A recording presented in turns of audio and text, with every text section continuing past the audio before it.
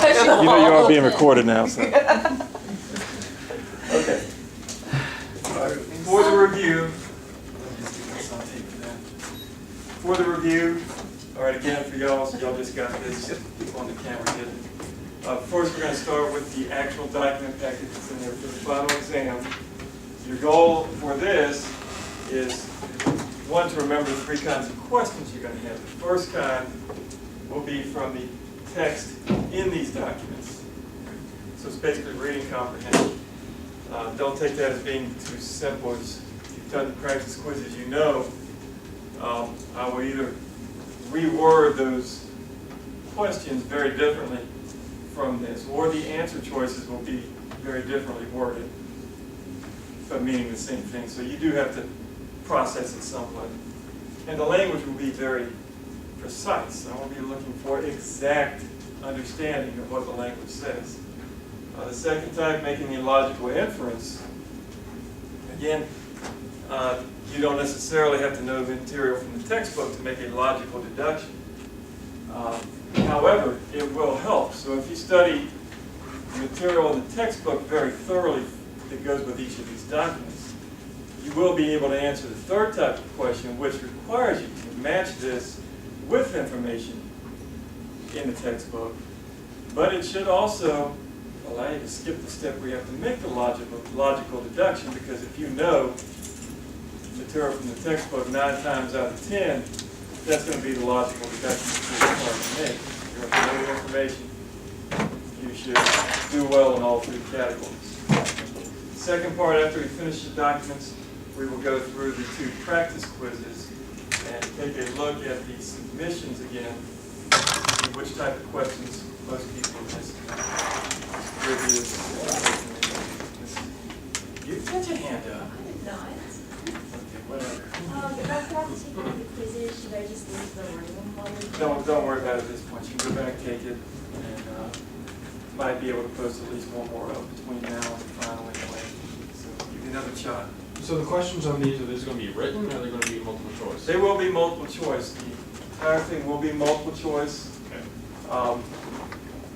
Again, don't assume that's going to be easy. Oh, yeah. Definitely don't assume that you can read the documents, ignore the textbook, come in and do well on the test. People who do that, they say, well, I got the documents, all the answers are going to be there. Come in and they get like 30s and 40s on the final. So make sure you study the material in the textbook. In fact, that is absolutely the key to doing well on the final exam. We have a few people who took the class before, and I think they will tell you that. Their class, by the way, did very well on the final last time. I think somewhere around 80 average.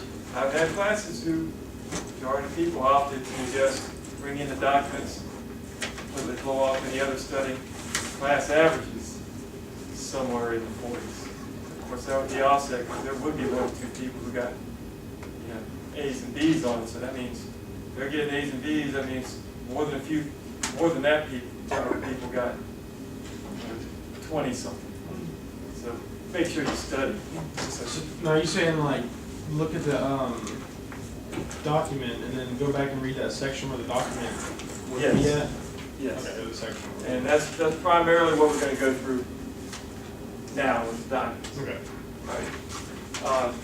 Since you don't have a lot to study, you're going to be able to eliminate a lot of chapters that you don't have to study because you don't have documents to correlate with.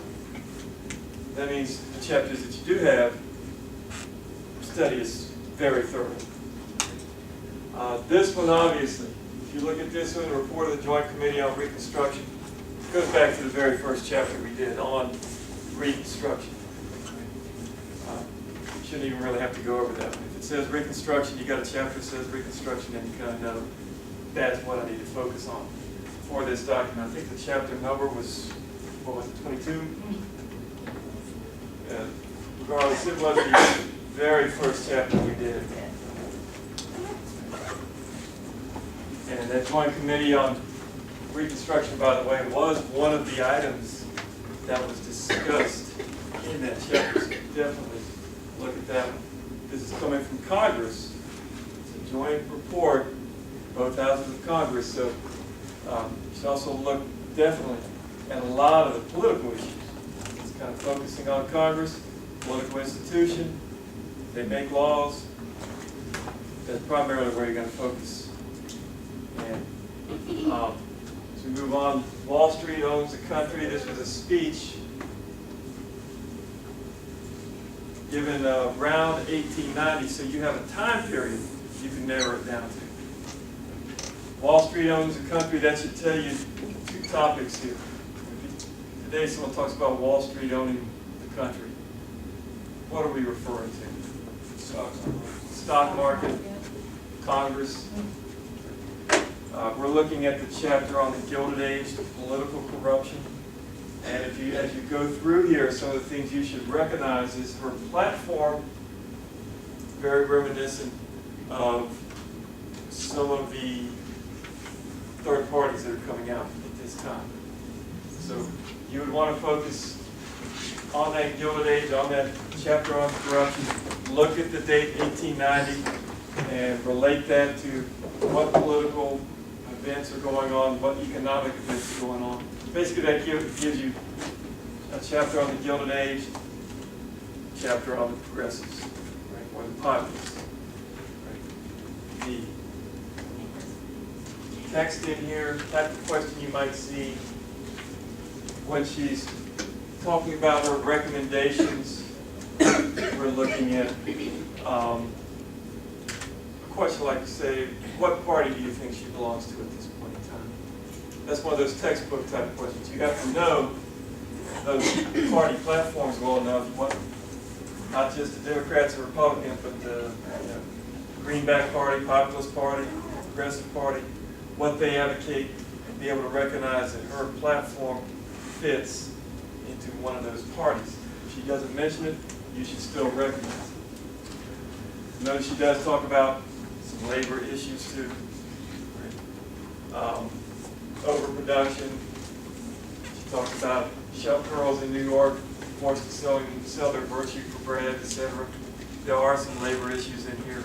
Most of this will be discussed in that chapter on progressivism. You're also going to be studying the chapter specifically on labor.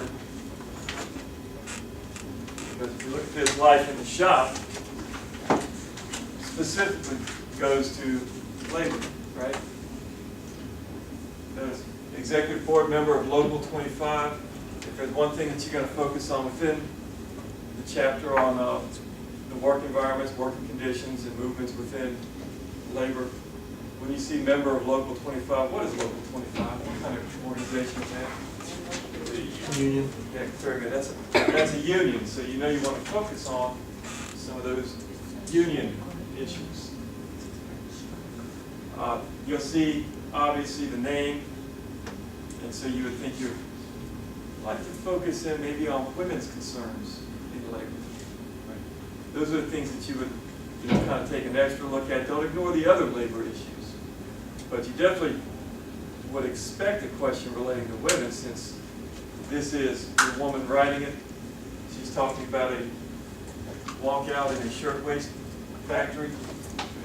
And we know that women, hopefully we know that women were primarily employed in textiles. She'll word that different. Textiles primarily employed women.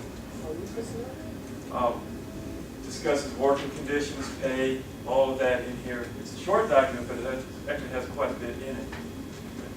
So focus on those issues that jump out at you. It talks about work conditions, about general work conditions in the factory, and of course, there are specific work conditions affecting women and relating to unions, things that you pick up on in the document, and definitely study those in more depth. Okay, we good so far on those first couple ones? Okay. Wilson's first Lusitania note to Germany. What does this relate to? Which chapter? Which topic? World War I. This is World War I, yeah. Remember the ship that got sunk? Right. This relates particularly to the United States and I guess both ends of the spectrum. One attempts to remain neutral, And obviously, this is one of the things that makes that difficult. And also, as we get into the war, this push where events are pushing us into the war. Just because it's focused on the Lusitania, again, don't ignore the rest of the issues in that time period, 1915, 16, as we're moving towards entering the war. Other things like the Zimmerman note could be tested on there. There were some other ships that were mentioned as being sunk. This obviously relates to submarine warfare as practiced by the Germans. This is also an example of our definition of neutrality. This ship got sunk. Why? What was it? Was it because they don't like American passengers? No, Yeah, because our definition of neutrality, hey, we can sell guns to whoever we want as long as we're not fighting. We can sell to both sides, and we expect you to leave our ships alone. So focus on all those issues that might come out of this. In general, just read that build-up towards World War I very thoroughly.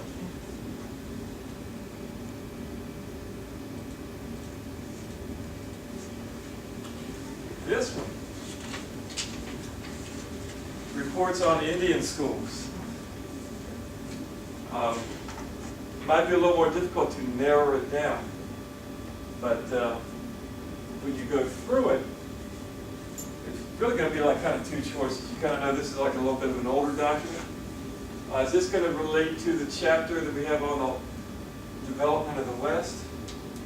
I think it's somewhere around like chapter 26 or 27. Right. Or is this going to relate to the New Deal when Franklin Roosevelt revises his Indian policy?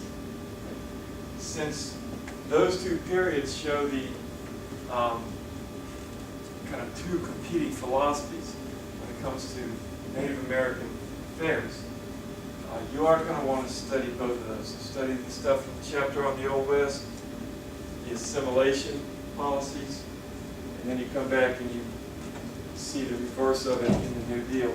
So this is one of the ones where it can be kind of tricky because you do want to know the stuff in the New Deal. You don't have to study the whole New Deal. You just have to study the stuff relating to the changes in American Indian policy, which I think is pretty short and focused, actually a couple paragraphs. The chapter on the old policies coming out of the 1800s is in the chapter in Development of the West, and that one is probably a little longer, but again, you don't have to study the whole chapter. Focus in on Native Americans.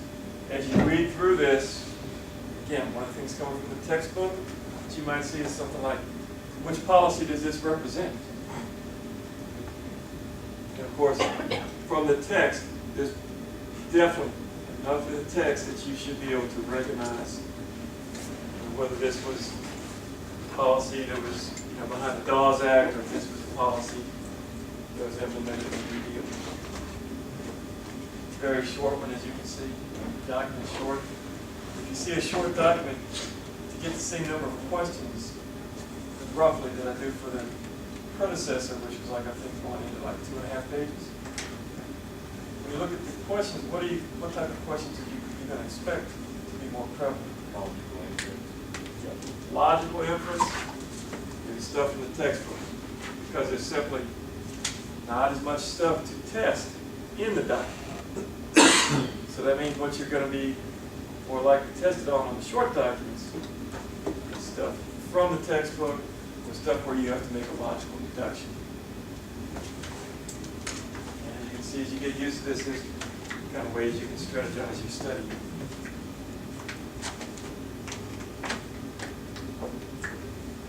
This is the last one. You need to skip over quite a bit, so you don't have to study Great Depression, aside from the New Deal as it relates to Native Americans, World War II, the Cold War might come up in here because we're still in 1960. But you have a chapter basically on the 60s. So this kind of tells you, yeah, that's the chapter I want to study. This was a Democratic Party platform. Who's elected in 1960 as president?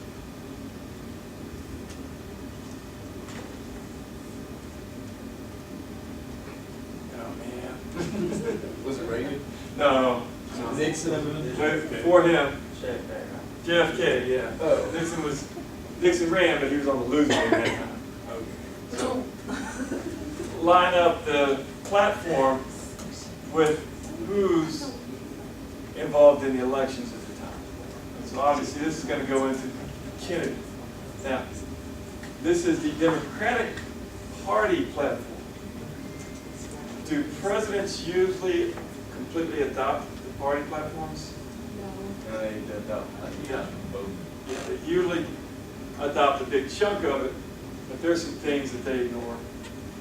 All right, so one thing you might want to focus on is read through this, determine what the Democratic Party platform is, go back and look at JFK's platform and understand where he diverged on. At the same time, you may want to go back and look at the guy running against him, the Republican Richard Nixon, see how his platform compares with the Democratic Party platform, because there's probably going to be some things he espouses that are in that party platform, even though he's from a different party. A lot of things going on in the 60s. One thing, obviously, we're still in the Cold War. Party platform can literally cover just about everything.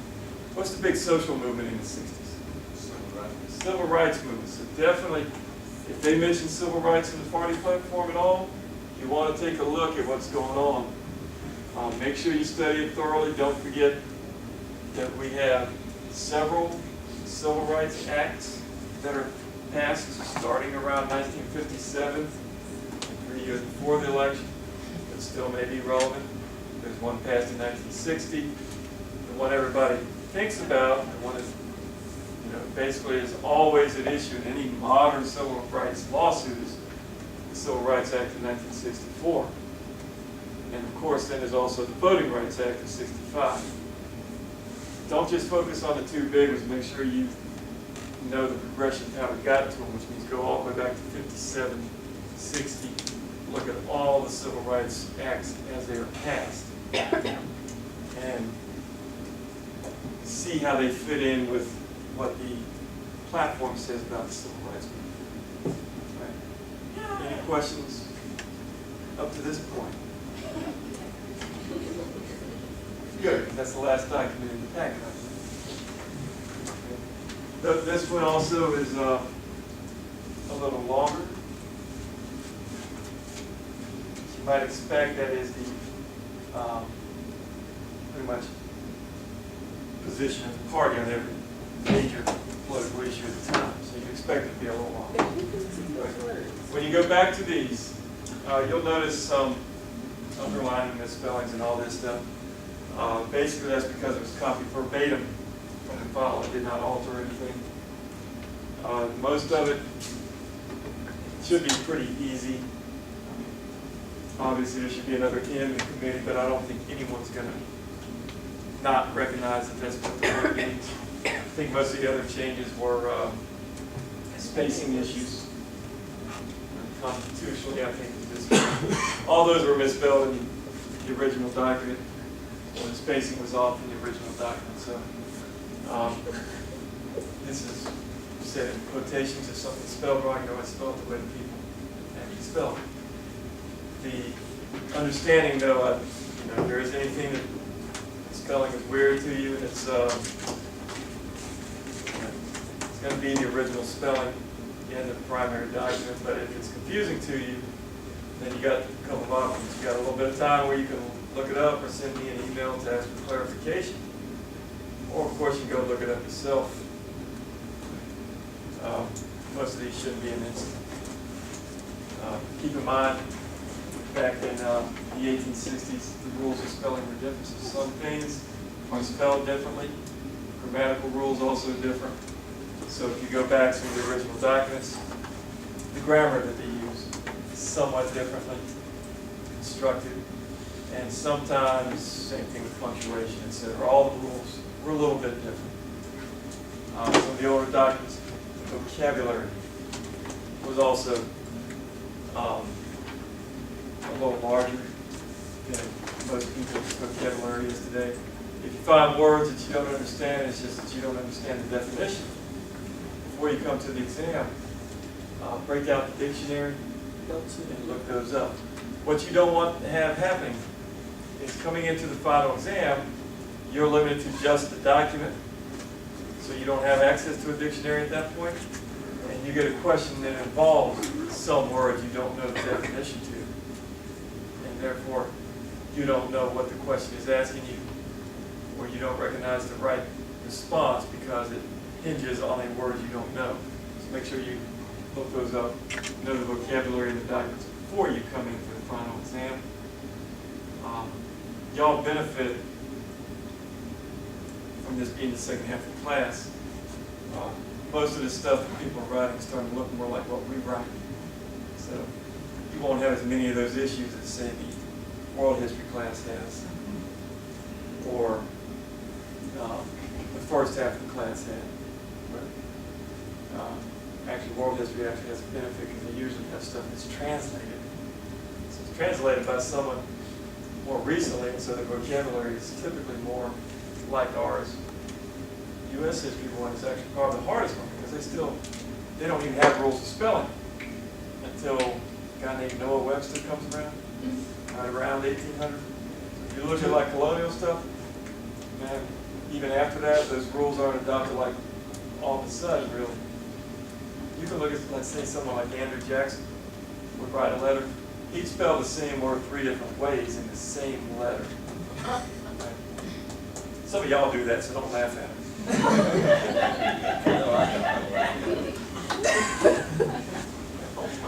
But there should not be as many issues with that. Definitely when you get up to like around 1930, most of the vocabulary, sentence structure, spellings are like they are now.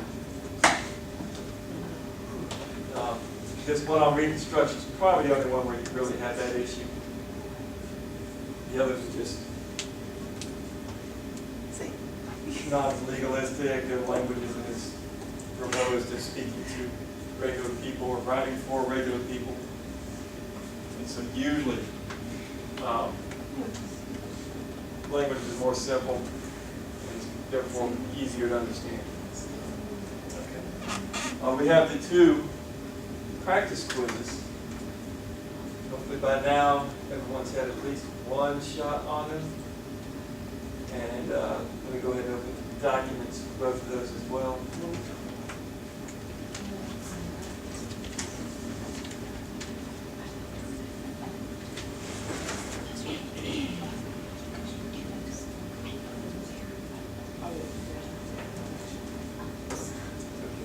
And we will start off with this one. This was a good one to take as practice because not only does it familiarize yourself with the format of the types of questions you're going to have, but you may have noticed, of course, we just discussed the very first document in the actual document packet for the exam is the same subject matter as this practice quiz. It is a different document, both on reconstruction. Took this one, you're probably going to run into some of the same type of things. An act to establish a bureau for the relief of freedmen and refugees. The common name of the bureau for the relief of freedmen and refugees, we shorten it to just the Freedmen's Bureau. And I think your textbook does as well, so that would be something that you should recognize. Now if we go back, that was actually the first question. Okay. You can get to this answer one of 2 ways. You'll see that pretty much everyone got this one right. Go back to the textbook, it basically tells you this is the Freedmen's Bureau, so that could be outside information. You could also go to the document itself and you could make a logical deduction. Well, it says Freedmen's in there. That might be logical since it says Freedmen's Bureau. You could also get there through the process of elimination. Might actually be a little harder. This is an organization. This also is an organization, but if you look at the document, it says an act to create. So that is a law creating an organization. A joint committee is basically a committee, an organization to create the law. So it would not be creating itself. It would already be created. You can eliminate that one. Department of Reconstruction. There never was such a thing. The American Abolitionist Agency. Looks feasible. It's related to slavery. Right? This was an organization dealing with freed slaves. Why would you still pick Freedmen's Bureau over the Abolitionist Agency?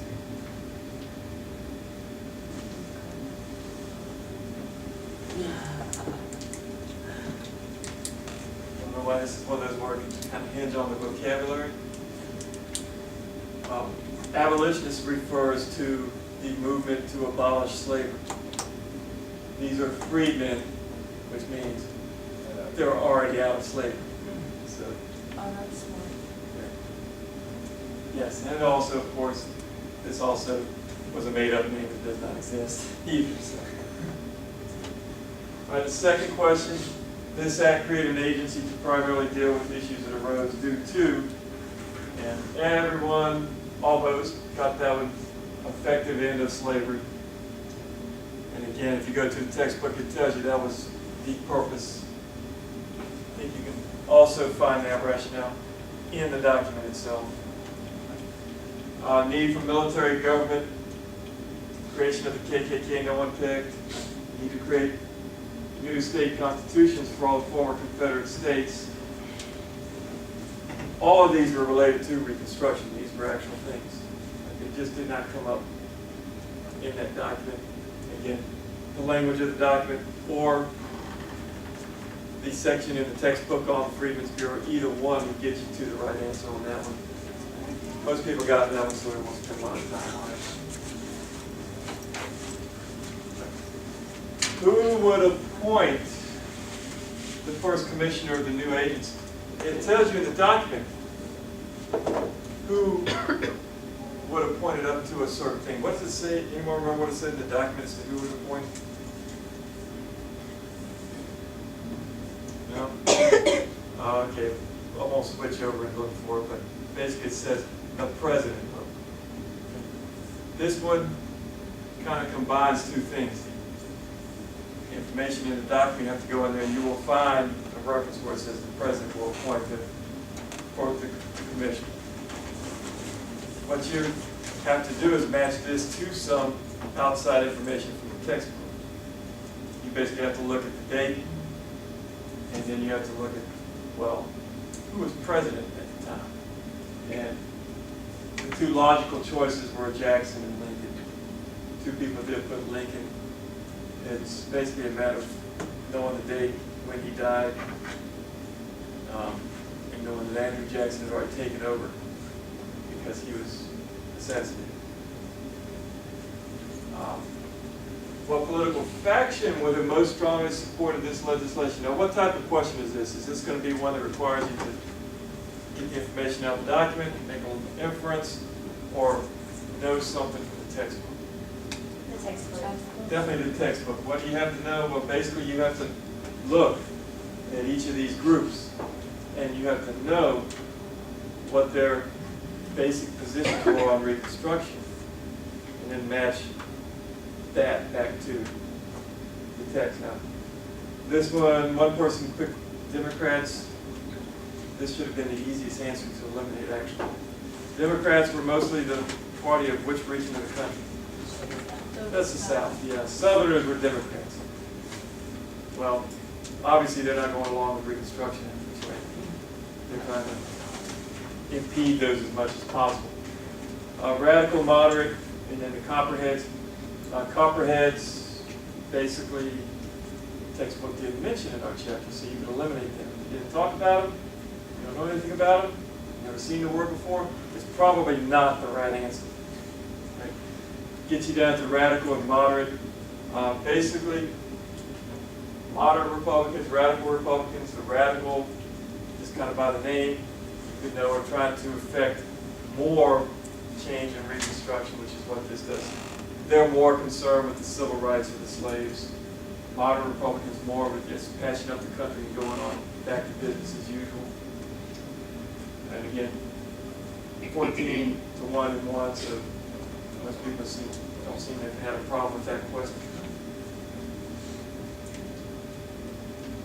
Okay, in later years, this act required congressional renewal, was vetoed by President Johnson as unconstitutional. Which constitutional right would most likely conflict with this act? Thank you. Government taking of land without just compensation was the correct answer. Most people got that. Some people picked freedom of speech. Nobody picked freedom of religion or requirement for warrants. Any mention of warrants whatsoever in there? No. It was an issue in Reconstruction because you had military, essentially martial law in the South. You have martial law, they don't require warrants. But it wasn't mentioned in this act whatsoever. Freedom of religion, any issues with that? Anything in Reconstruction where they said certain religions couldn't be practiced, you couldn't practice your religion at certain times? No. Freedom of speech, be kind of nebulous. I don't understand the rationale to get to that one. But this one, why was the government taking of land without just compensation? What were some of the provisions in there as it was implemented? You remember the 40 acres and a mule? Some generals decided to take vacant land and give it to former slaves. Not permanently, but for their use. Another thing that you come in there, I'll put the word land in there, but the Constitution, the amendment actually uses the word property. Abolition, at this point, before the 13th Amendment is passed abolishing slavery, taking slaves would be government taking of property. By the time it's a renewal, 13th is passed, so you could eliminate that. But you would focus on land distribution. Beneficiaries of this act include, and you have a little bit more divergence here. 2 people picked free black people from the South. The majority did pick the correct answer, former slaves and whites who remained loyal to the Union. White Southerners who remained loyal to the Union. All Southerners who did not have property. 2 people picked that one. Free black people from the South. Why was that not a correct response?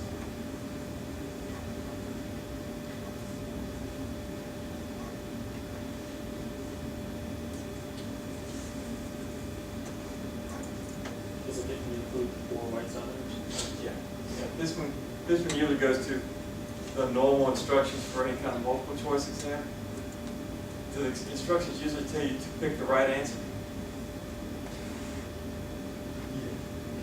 No? They usually tell you to pick the best answer. Right? So it's going to be the one that is most right, and this one, the one that includes the most beneficiaries. Then has some provisions, obviously, created to benefit the free. Whites who remain loyal to the Union allowed to retain essentially their civil rights to a greater extent than did. 7, this act would allow former slaves, correct response, most people got a land for their support provided they pay rent. This one was related to it, 2 people who picked something else. Free use of abandoned plantations. This one hinges on language in the document. And the difference between these 2 is the free use and the paying of rent. Act required paying of rent, so it could be free use.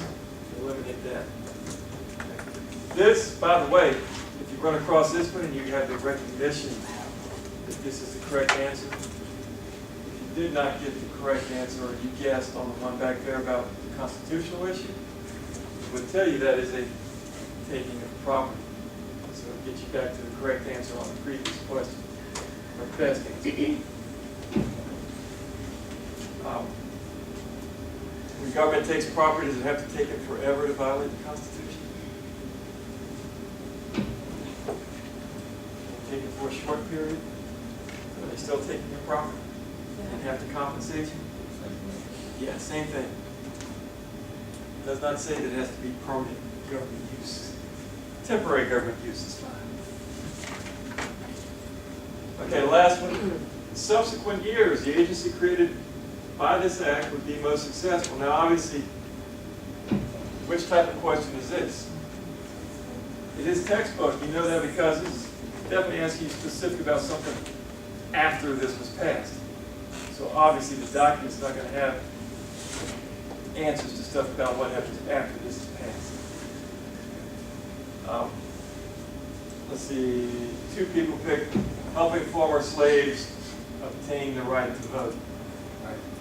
1 person picked helping former slaves to become landowners. And if you go back to the textbook, what does it say about African Americans and the right to vote? The amendment's already passed, right? And you had to wait for the 15th Amendment to get that. That's why they passed it, because all efforts to extend the right to vote were unsuccessful. So you needed to pass an amendment in the first place. And the book tells you pretty much different language, but tells you that it's unsuccessful. So they eventually passed an amendment so there could be no doubts about it. Helping former slaves to become landowners. Again, the textbook tells you what about landowner. Well, what did most former slaves become?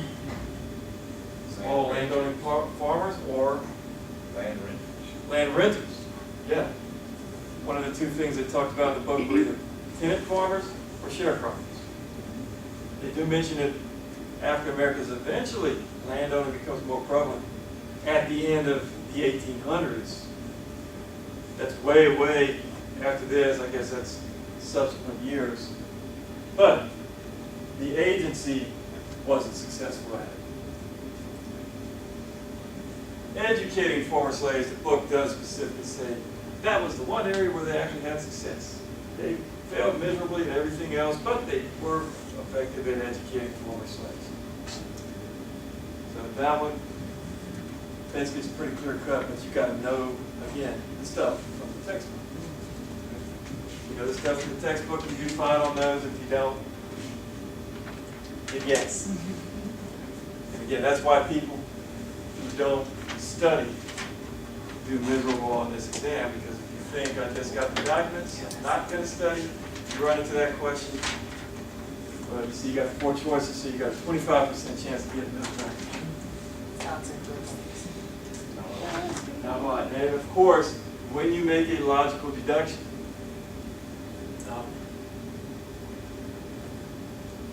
basic tenet in philosophy is that for you to make a logical deduction, you have to start with some assumption of fact. In this case, you can actually know the facts, you don't have to assume the facts. The more facts you know about the general time period, what's going on, the better you can make a logical inference. And sometimes you don't even have to, even though it's worded as a logical inference, sometimes the answer is already in the textbook. You should know it if you know the material.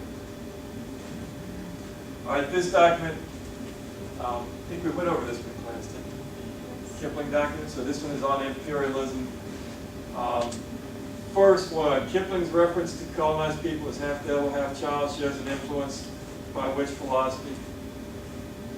Which type of question is this? Yes, definitely. You have to know from the textbook. What do you have to know from the textbook? Well, you have to know these philosophies. Now, this one actually for us should be pretty simple, because how much did we talk about the Enlightenment? Not at all. That's the 1700s. Liberalism, how much did we talk about that? Very little. Nationalism we did talk about a little bit. But this reference, half devil, half child, what is that kind of hinting at? People that are being colonized are what? Somehow less, inferior to the people that are doing the colonization. That matches very easily with social Darwinism. That should be one that kind of jumps out at you.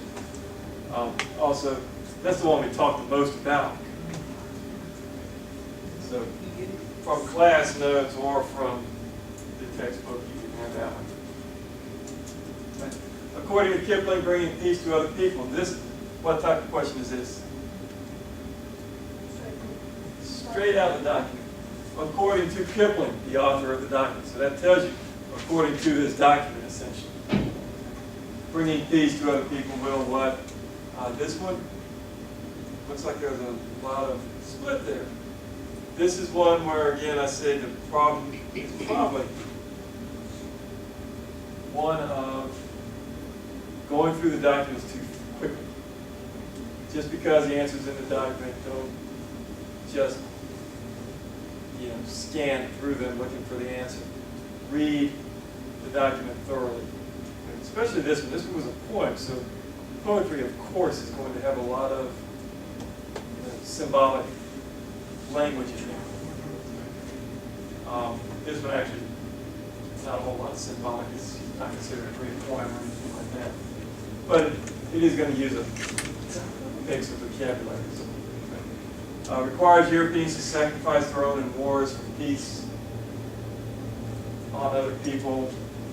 And if you go to the document, basically you can get that from the tone right here. Bind your sons to exile. Go send your kids off to these foreign countries to serve your captives' needs. Go send your kids off to benefit these people you're colonizing. They're going to be in heavy harness. They're going to do a lot of hard labor. And then, of course, ends with that reference, half devil, half child. When you go down, you'll see he starts getting into specific benefits.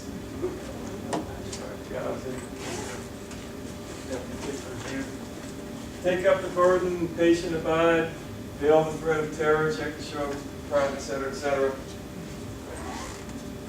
And you go down in here.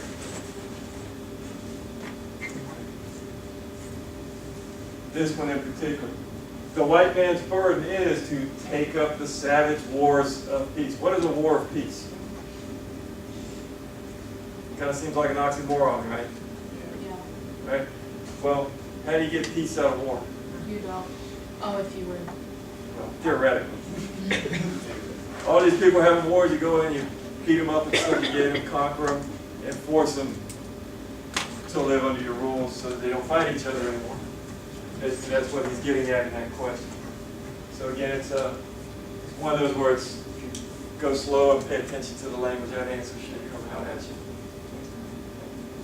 Don't assume, incidentally, that the questions are going to go line by line in the document. First question might come from somewhere in the middle of the document. So make sure for each one you have read through it. Now, one way to save yourself some time on the final exam so that when you get questions like that, you're not going all the way, having to read through the document completely every single time you have a question like that. What can you do now? Study them. Yeah, you can study the documents beforehand. That's why I gave them to you beforehand. So that when you get to the test, you already have your thoughts somewhat organized. You already know kind of where in the documents to go for specific answers. Some of these, if you read it, the more you study the document, you might not even have to go back to the document. You know that kind of stuff. All right, which of the following is not a benefit Kipling believes Westerners will bring to non-Westerners? What type of question is this? Yeah, you can. I guess you can look at it two ways: logical inference, or right there in the document. Basically, it's a process of elimination type thing where you go through it. Oh, this one's in the document. You just did that one, right? Incidentally, you would eliminate that one if you got the right answer before. Famine, medical care, does he mention all those things? If he does, you eliminate him. That means this is the one that is not eliminated. Since I don't have one that says all of the above or all of these are explanations. If you go again to the document, you actually don't have to go through the whole document. You just got to this one. You read through the document, got the answer to the last one. You eliminate the one about peace and war off the top, because you just did that one. If you just pick up reading where you left off, well, fill the mouth of famine. Give food to people suffering from famine. Bid the sickness cease. Also, medical care. Got to get to that. You've already eliminated 3, so you know the other one has to be right. You might read through just to make sure he doesn't mention religion. But, even a short, one-time read-through of the document would tell you, he never mentions religion whatsoever. Christianizing people is not one of his goals, at least not in this document. To whom does Kipling give credit for the eventual success of colonization? This one also from the document, according to Kipling, basically, which means according to the words that he has penned. Common workers was the answer. Does he even mention the political leaders whatsoever? No. Entrepreneurs, does he talk about business owners whatsoever? Not really. He doesn't mention profit at one time. He basically says common people are going to be the ones going off to do all this toiling. All right, Kipling, to Kipling, tells you again. As soon as you get to that, you know it's in the document. Europeans' efforts to modernize non-Western societies will bring Westerners. Those people got it right. Contempt of the people they help. Again, he doesn't focus on economics at all. This is one where you pay attention to the language of the question, because you know here you're looking for stuff in the document. Because it's asking you stuff from outside the textbook, you know one of the reasons or one of the benefits Europeans got was new markets and increased wealth. But that's not what this question is asking. One person said raw materials that's related to the answer choice right above it. But it particularly specifies contempt. If you go back to the document,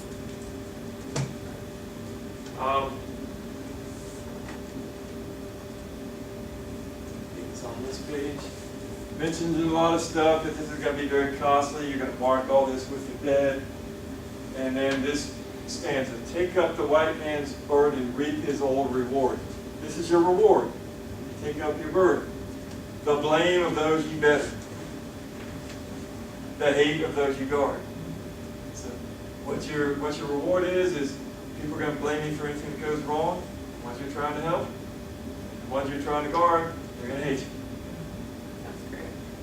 So it's not exactly plain language, but in a way it kind of is. That's not expected to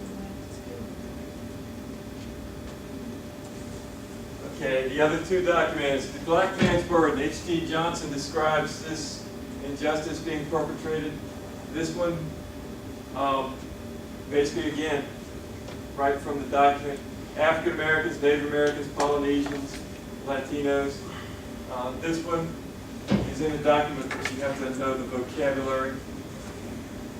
You have to know, I guess, a little bit about geography.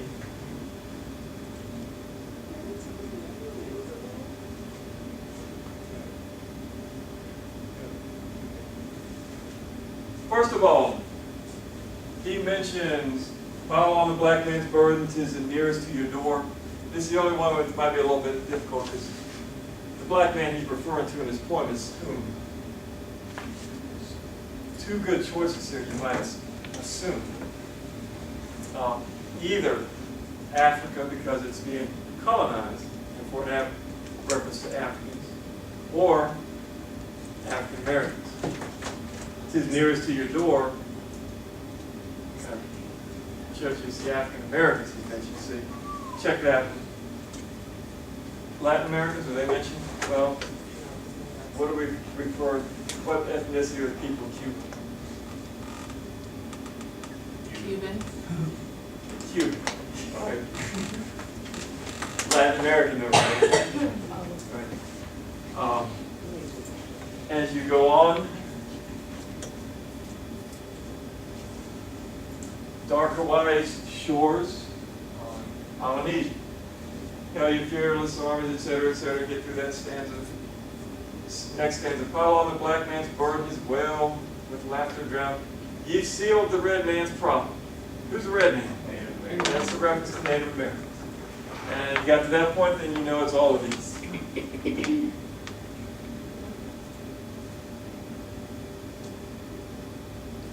Now, he most likely sees the driving force behind imperialism as two people pick profit, most people did pick racism. The title kind of clues you in. If you get to the point where you recognize he's writing about this being somehow a burden to African Americans, what do you think his focus is going to be? Could it still be profit? Sort of. More likely, I mean, it could be looking at the profit motive and exploitation of labor. African Americans being exploited economically, obviously. That would still be a better answer for the poor man's burden because it's exclusive to a particular group. All right, the midnight deed described by Johnson is most likely a reference to, and again, this is one you have to get to that fact that he's talking about African Americans rather than Africans.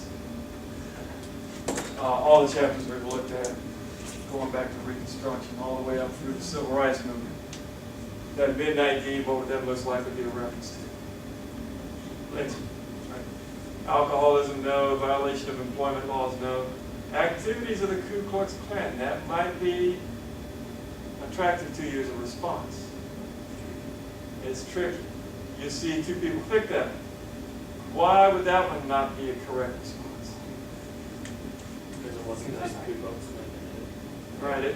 Now, if you get down to it, did the KKK lynch people? Yeah. Definitely. Now, the problem I have with it is when this was written, 1898. What's the status of the Klan? They're kind of, that's whenever they went up under.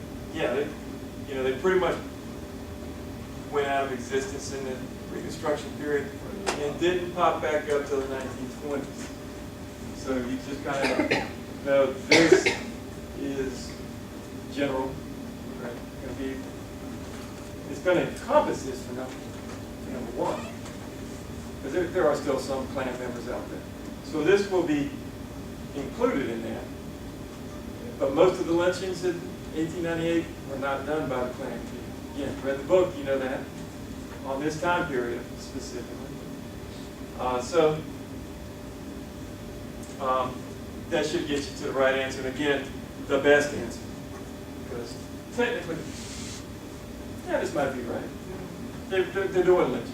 But since the midnight deed that they're doing is the lynching, they get you back to this one as the better answer because other people are lynching people too.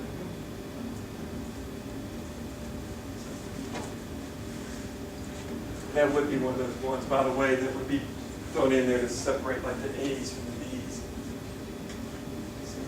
Most of these barbaric notes are a little bit more simple than that one. Okay, we go on to poor man's burden, McNeil's poor man's burden. The reference to the beastly breed describes whom? If you just looked at the term, didn't actually look at the rest of the poem, these are probably going to be two good answers. Yes. Yeah, when you look at the poem, first of all, we're probably going to eliminate middle class, but if you look at the poem and the language that it's using,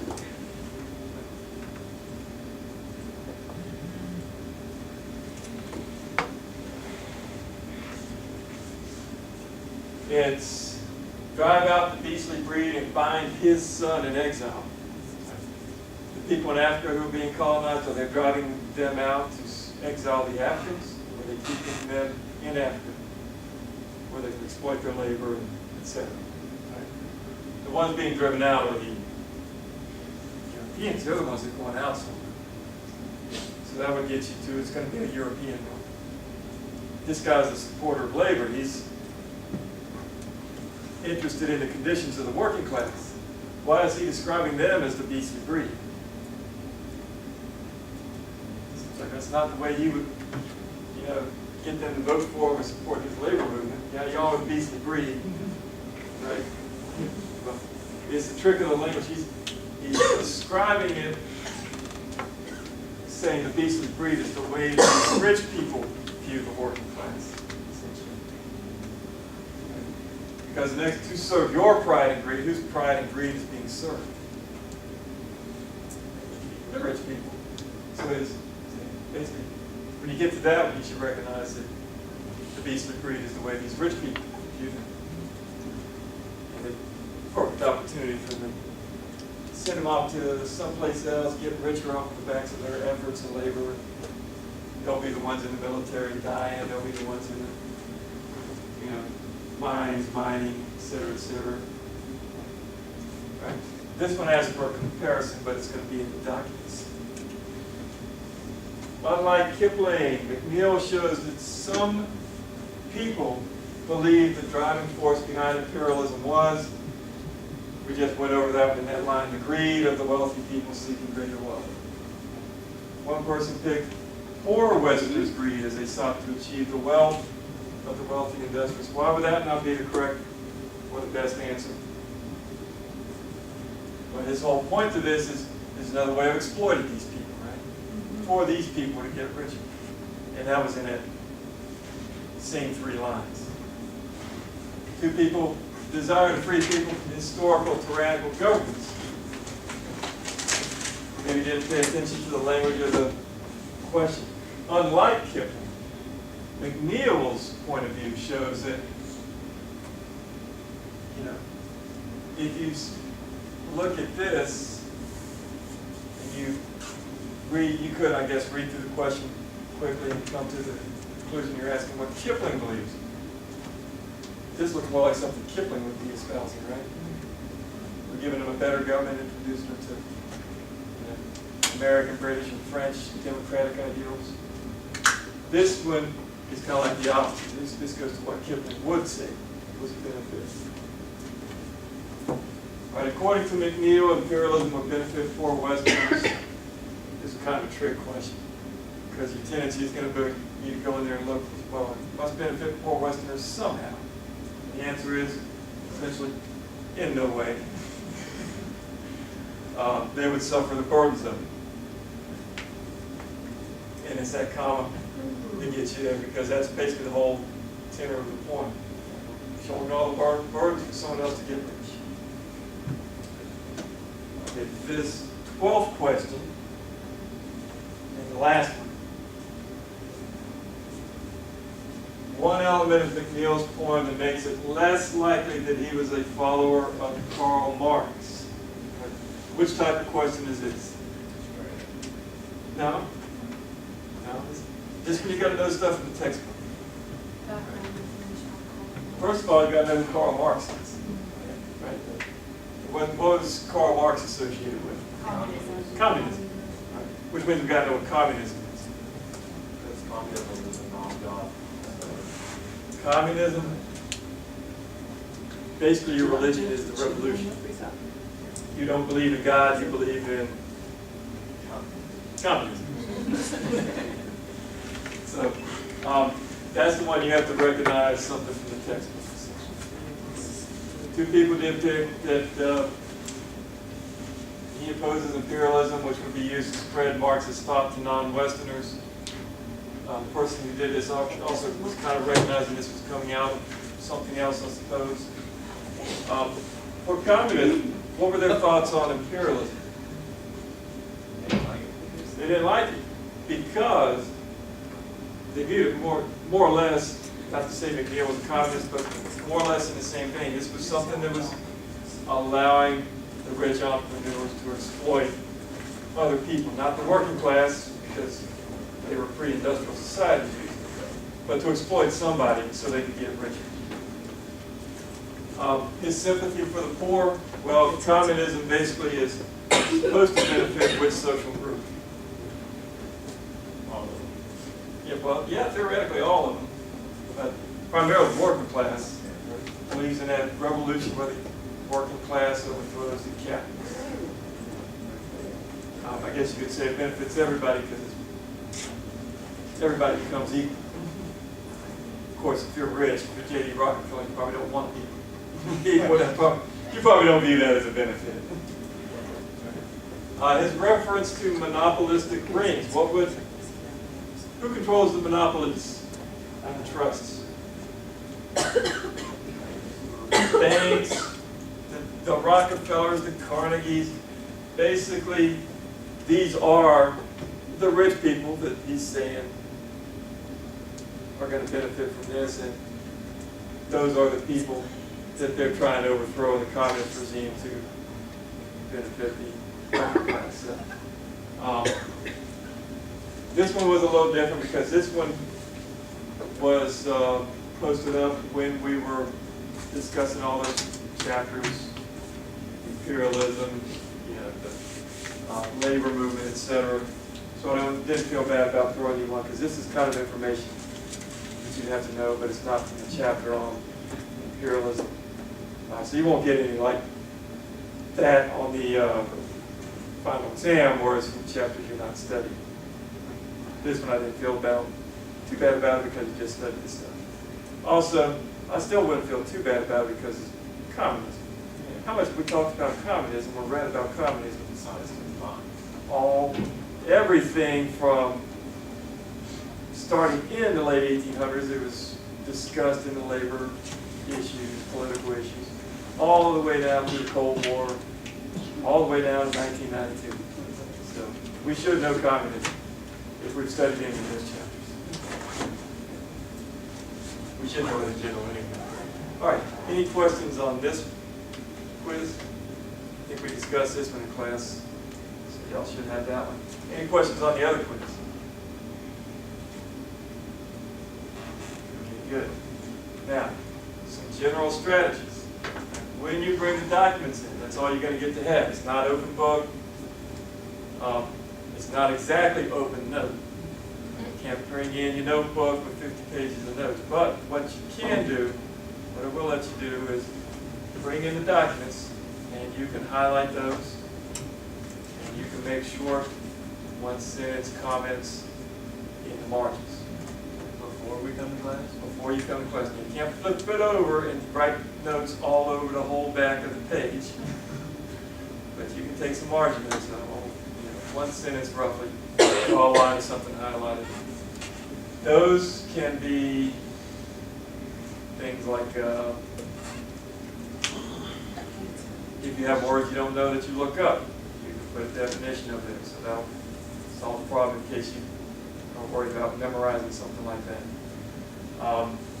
A reference to an individual, you can put the individual's name, short notes like that. So it's not exactly open note, but you do have some capacity to put some notes in there. As you go through the test, general advice for multiple choice exams apply. So if you don't know the answer, what should you do? Start taking down guesses. Exactly. Yeah. You want to guess, but you want to make an educated guess. So eliminate obviously incorrect answers. As many as you can. You get it down. You've got 4 choices, so you eliminate one. You go from basically having a 25% chance to a 33% chance. You eliminate another one, you got a 50% chance. You might get to the point where you eliminate all 3. You don't know the answer, but in fact you do, because you eliminate the others, you get it down to 1. Right? Some other rules, if you see something that says, which of these is or is not, something like an interpretation or whatever, and you see that 2 of these are correct to the response, what does that tell you? One of those is right, or if one of the choices is all of the above, all of these, if 2 of these are right, you don't know about the third one. What is in fact going to be the correct answer? It has to be all of these, because if 2 are right, you can't pick 2. It has to be all of these. Same thing in the reverse. It says none of these. If you can, say 2 of these are not correct, then the third one also, by definition of the question, has to be incorrect. There are some general advice that they give you for multiple choice guessing. A lot of times, the correct response is going to be the longest answer choice or the shortest answer choice. The ones of medium length are usually not the right answer. Now, I will say that as I design this, I take that into consideration, so I do make sure sometimes it is the medium choice ones, just so that guessing is not a benefit, as much of a benefit to you. But if you use that strategy, it will make you read those closer so that you can possibly narrow it down. And I will say that a lot of times it turns out that way. If you look, for example, this one's the shortest.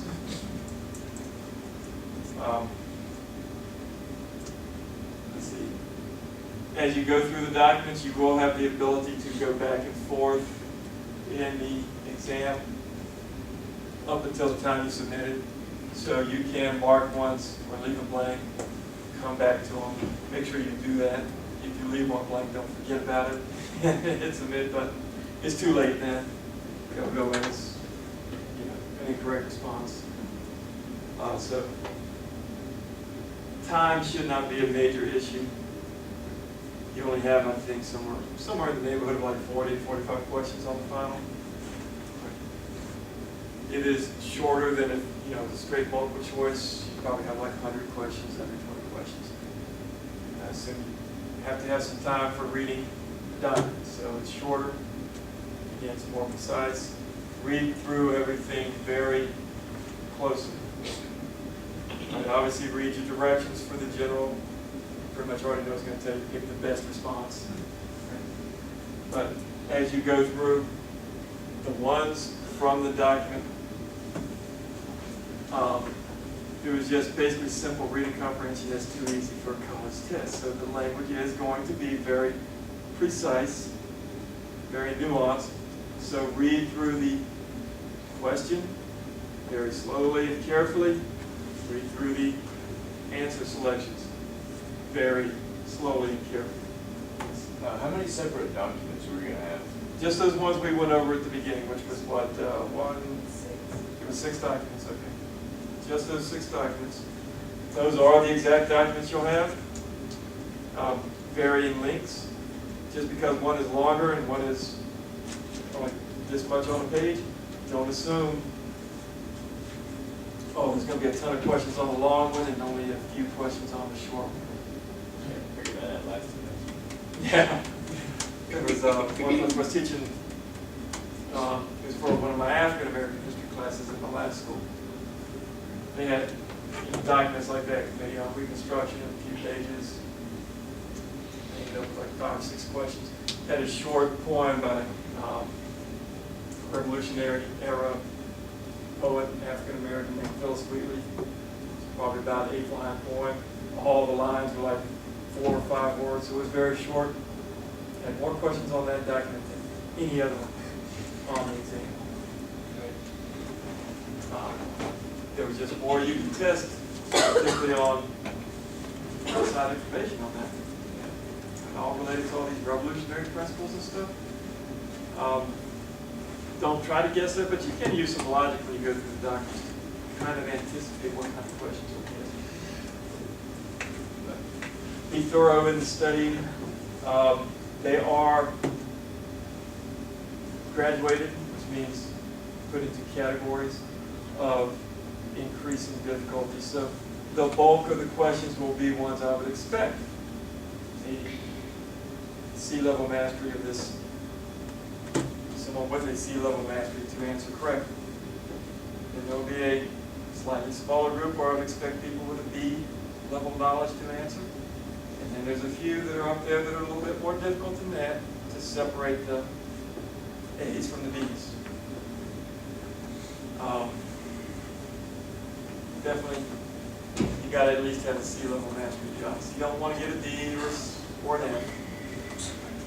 Be warned again, a lot of people, I've had people who have like A averages who make the assumption I got the document, I don't need to study. Therefore, they don't study, and they come in and they've got a 90-something average, and they walk out with a final grade of a 70-something. Right, so don't do that. study, you should do fine. The key is to know the outside information. I try as much as possible to make these ones where you do guess, you're going to probably get about the 25% correct percentage. I do try to make it one where you actually have to know your stuff to pass the test. Also, some people complain, well, we had a different midterm, it's a completely different format. I had one class, online class, complain because of the switching of formats. It's unreasonable. I was like, I'm not listening to it. Because when did I tell you this would be in this format? Yeah, actually pretty much the first day. When we start prepping for it, going up with practice quizzes, sending out emails, this is the format in practice for the final, right after the midterm. So everyone's been well apprised of it and knows that this is what they need to do. Make sure you prepare accordingly. Right? Experience does help, that's why I put the practice quizzes up there. In the class before, you had the added benefit that you did this type of final in your other class. But I'm not going to worry about this class, right? Because everybody's going to do at least a B on it, right? Yes. At least a B. At least a B. Okay. All right. Any questions about the final exam? Anything, documents, format of the final? Anything besides what actual questions are going to be on the final? Is it gonna be on the Monday or on the Wednesday? Okay, for us, we will be on actually Monday is the last day of the class. So we will actually have ours on the Wednesday. Normal class time, we will be moving up to the 370. We have a large group, so I might have to find a few spots in that class. Some people. So what day we want to do the food project? Yeah, we will start those on Monday. Okay. All right. I think we already had some. Yeah, y'all weren't here last time. We had volunteers for Monday already. So if you weren't a volunteer, you're going on Wednesday. No, I'm sorry. We said last 2 days of class, didn't we? So it'll be Wednesday and the following Monday. Before. Yes. Next Wednesday. There's nothing to do.